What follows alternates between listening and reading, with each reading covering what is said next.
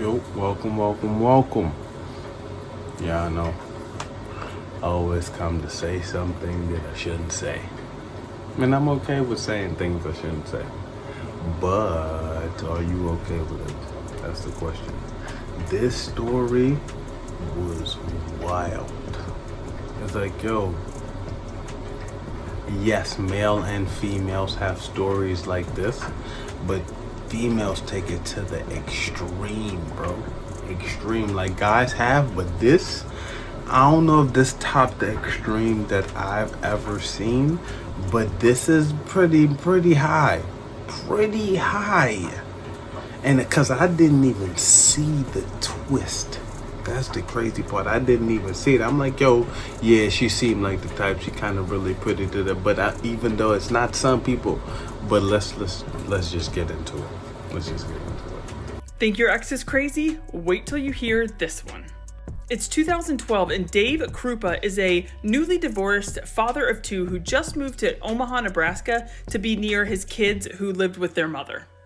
Now that he's single and he's in a new city, he decides to join a dating site, Plenty of Fish. A day or two later, Dave gets a message from this woman, Liz Gollier, and they hit it off. Immediately, Dave is attracted to Liz because they have a lot in common. They both love heavy metal, they both love motorcycles, and they both love animals. Liz, in fact, has 2 dogs, a cat, and a snake.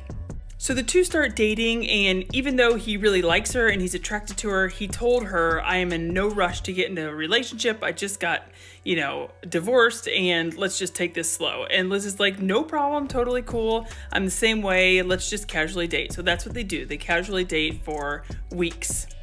One day, this woman, Carrie Farver, came into the mechanic shop that Dave worked at. He made a mental note that he thought she was super beautiful, but fixed her car and moved on with his life, thinking he would never see her or hear from her again.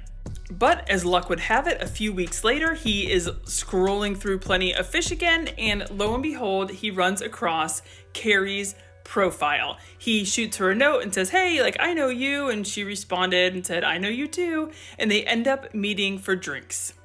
The date went really well, and just like Dave and Liz, Dave and Carrie start a very casual relationship, start dating. And he tells her the same thing. I just got out of a divorce. I am in no, place in my life to have a real serious relationship. And she, just like Liz, says the same thing. No problem. I'm totally cool with just casually dating. And that's what they do for months. So one night, Carrie and Dave are at Dave's apartment just hanging out when there's a knock on the door, and it was Liz. Dave says, I'm sorry to both the women. I'm sorry. I know this is super awkward for both of you. Liz says, I'm sorry for interrupting. I literally just need to get something that she had left at Dave's house. So she grabs it and leaves. Carrie at this point is, a little taken aback, if you will, and leaves as well. So the two ladies sort of, pass in the night, and they both go to their respective homes. So one day while Dave's at work, he gets a text message from Carrie, and she says hey, I have a crazy idea. We should move in together. And he kind of chuckles, but he's like, what are you talking about? We've already talked about this. You know how I feel about getting, into a serious relationship. Where is this coming from? And Carrie gets super pissed and responds pretty much saying, screw you, I want nothing to do with you, you're a jerk, other choice words, and that's that. So Dave is like, whoa, where did that come from? You think you know somebody until you don't, that type of thing. And he decides he's not going to see her anymore because she's gone a little bit crazy. So Dave lets it go, figures he'll just, continue to date Liz and maybe keep looking at Plenty of Fish, but Carrie won't let this go. And what turned into, sort of annoying text grew into some super scary behavior.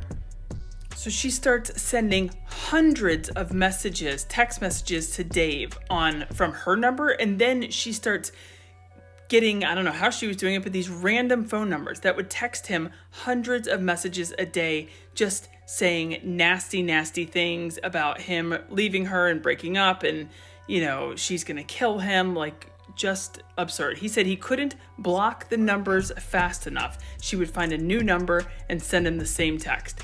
but then it escalated even further.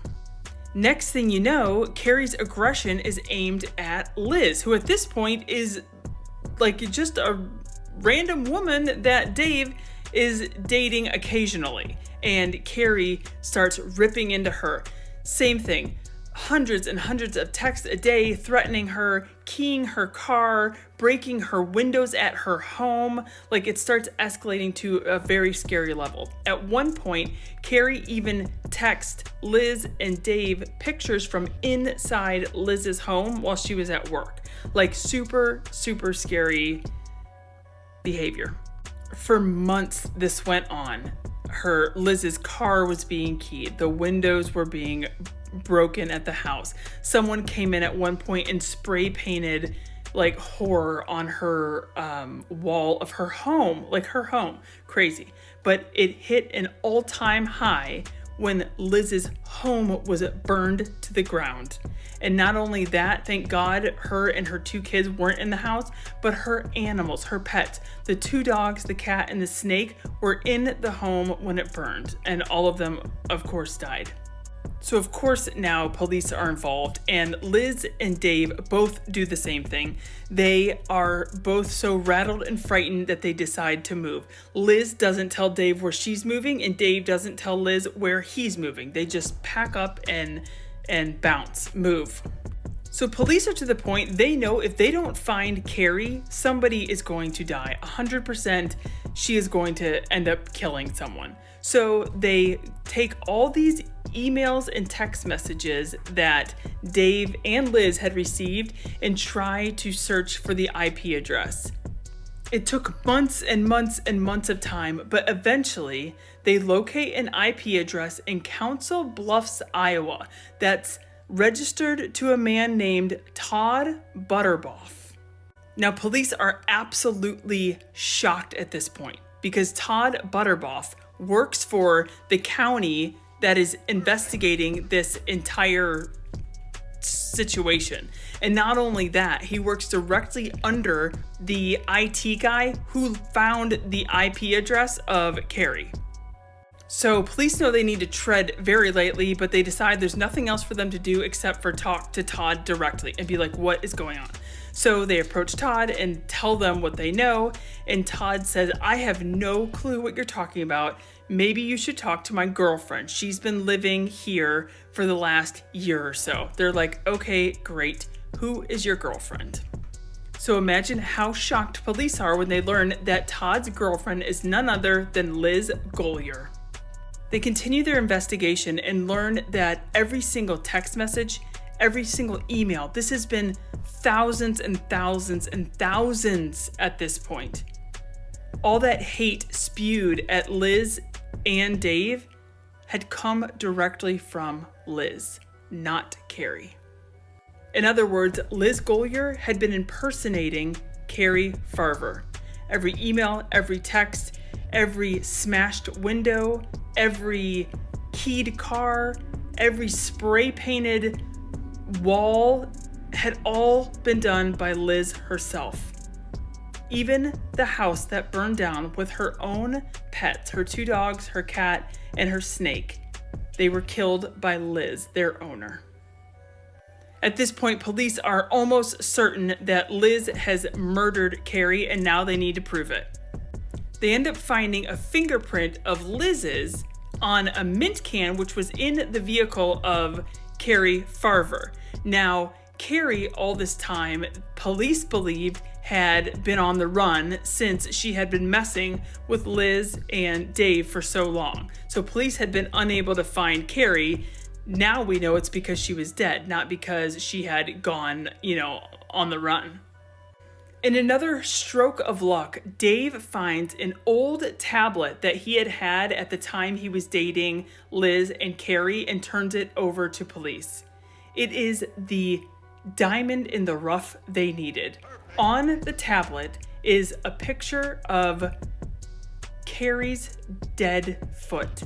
Liz had taken a picture of her victim after she had killed her. Police bring Liz in for questioning, and eventually she admits to stabbing Carrie and then setting her body on fire. Liz is arrested and in August of 2017 sentenced to life in prison for first-degree murder. That is wild. That is wild. Like, crazy. What? I didn't listen to the whole thing, but I listened to like half of it. I didn't. Yo, sure, I was believing it. How would you not be able to believe it at first? That's the crazy part. It's like I still would ask questions. Don't get me twisted. I still would ask questions. It's like, why? What is the reason? Because my first question would be like, why are you attacking her? She didn't do nothing to you. I could understand if you had to, you feel me? But you still wouldn't attack her through him. You would just attack her initially. You feel me? You wouldn't attack him. You would attack her initially because you already knew about her from jump. Like, you feel me? But that manipulation at its finest. But it didn't work. But it did, but then it didn't, because we do not know how long this process was. This could have been a year, could have been 2, could have been 6 months, could have been less. We do not know how long this process was, but that shit is what I be trying to watch out for, bro. Telling you. It's like, what? This is what happens when I don't make sure about the person that I'm dating. Well, not say it's always going to happen, but this is one of the instances I could look forward to. No. I got to be clear cut on my situation, then at least. I got to be. Because it's like, yo, that wasn't even on some, if you can't have me, nobody can have me type shit. It's like, if you can't have me, I'm going to make sure that you have me. Either which way. If I have to make sure you do it, or if you do it on your own. I would prefer you to do it on your own, but I can make sure you do it. Like, that's that type of shit. If a guy did that, he'd be crazy, narcissistic, misogynistic, and pushy. Not saying that she got away with it, but if nothing didn't happen to that lady in the whole situation, she could have got a slap on the wrist for it. She legitimately could have got a slap on the wrist for it. But her possession, because that's all that was, her possession factor was extremely strong. That is mind-blowing, how somebody could be that fascinated with you that they don't want nobody else to have you. It's like, if that's what some of the things some people have to look forward to, I don't think we will want to be jumping into anything. At least not knowing your crazy side. And that's not even male and female, that's people. There's no discrimination between that, because there are some males like that. It's just different between male and female, because the simple fact is when the female do it, just because she's just a little bit cute, guys will look past some of those things until it's too late. Females won't. Not a bad thing. That's how y'all should be. If you can see it, don't. Not those type of people need help, and they would never seek help for the simple fact that they the ones have to go there and make a change. Like, she would go there to a therapist or whoever, and she would manipulate her therapist and understand that she could and never get help. Guys, this is a difference between males and females. Don't take it personal. But guys, if they're asking for help, we genuinely need help. Not because somebody told us something was wrong. We feel that something was wrong, and we're going to put everything that we feel like is on the table that's wrong. Yes, you're probably going to see different things. Yes, you're probably going to hear different things, but we're going to tell you what we see wrong or what we feel wrong about in the situation, and to see what you think. And however your job goes, because I've been to therapy. I didn't go for a while. I think I went for like a year. It wasn't as long as, but still. I went to help or to seek help and actually seek help. So I didn't sit there and lie about anything. Yes, I didn't tell everything, but I told. We will seek help and actually want and seek the help.